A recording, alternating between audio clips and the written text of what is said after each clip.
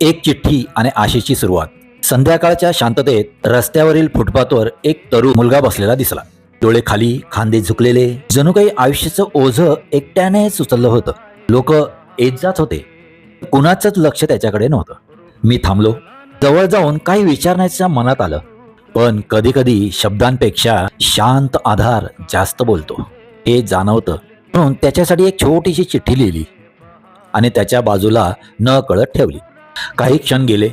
तो अजूनही तसाच बसला होता. मग अचानक त्याचं लक्ष त्या चिठ्ठीकडे गेलं आणि वाचली.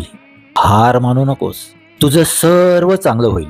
त्या क्षणी त्याच्या चेहऱ्यावर काहीतरी बदलाचे भाव दिसून आले. डोळ्यात आलेली ओली होती, पण त्यात आता वेदना नव्हती, आशा होती. त्याने आजूबाजूला बघितलं. कोण आहे हे सांगणारा कोणीच नव्हतं. त्या एका ओळीने त्याला सांगितलं होतं, तू एकटा नाहीस. तो हळूच उभा राहिला. मनात आता एक पक्का विचार होता, आज नाही पण उद्या नक्की मी उभा राहीन.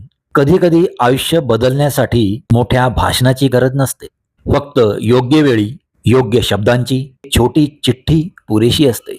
आज तुम्ही कोणासाठी ती चिठ्ठी व्हाल का? माझे व्हिडिओ लाईक करा, शेअर करा आणि सबस्क्राईब करायला अजिबात विसरू नका.